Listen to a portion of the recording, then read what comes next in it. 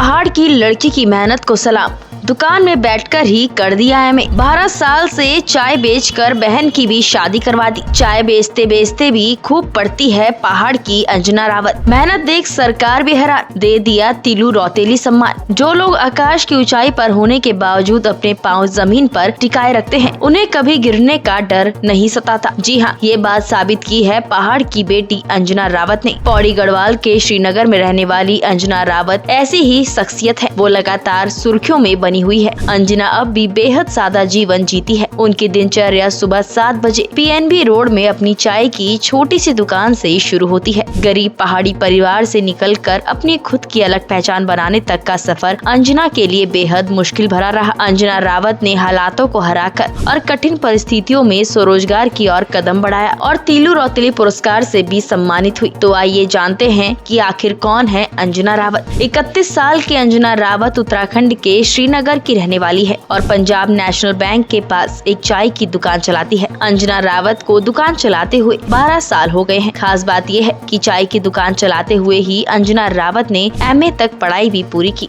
साथ ही साथ अपनी बहन की शादी भी कराई और इसी दुकान से वो अपने परिवार का पालन पोषण भी कर रही है। इतना ही नहीं, मकान का लोन और बाकी चीजों का खर्चा भी वो खुद ही उठाती है। अंजना रावत ने महज 17 साल की उम्र में चाय की दुकान पर बैठना शुरू किया था। दरअसल चाय की दुकान अंजना के पिता गणेश रावत चलाया करते थे, लेकिन जब उनकी तबीयत खराब हुई तो उन्होंने दुकान पर जाना बंद कर दिया। अंजना बताती है कि उनके पिता को कैंसर हो गया था, जिससे उनका स्वास्थ्य खराब हो गया और कुछ दिनों बाद पिता गुजर गए। पिता की मृत्यु के बाद अंजना ने खुद ही अपने पिता की दुकान संभालने का निर्णय ले लिया और महज 17 साल की उम्र में दुकान पर बैठना शुरू कर दिया। समय की कमी के कारण अंजना अपनी पढ़ाई भी इसी दुकान पर किया करती थी। इसी चाय की दुकान के सहारे ही अंजना ने अपनी बहन की शादी कराई, साथ ही एमए की पढ़ाई भी पूरी की। उनकी परिस्थितियों में कुछ ज्यादा बदलाव नहीं आया, लेकिन उनके हौसले बुलंद है। अंजना की माने तो अब उन्हें अच्छा लगता है जब कोई माँ अपनी बेटी को उनकी दुकान दिखाते हुए उनका उदाहरण देती है। इतना ही नहीं, प्रदेश सरकार ने भी अंजना के संघर्ष को सराहते हुए उन्हें तीलू रौतेली पुरस्कार प्रदान किया था। वहीं अंजना की इस गौरवपूर्ण उपलब्धि पर अंजना का परिवार आज बेहद खुश है। वो इसे अंजना की लगन, मेहनत और कठोर परिश्रम का नतीजा बताते हैं। हालांकि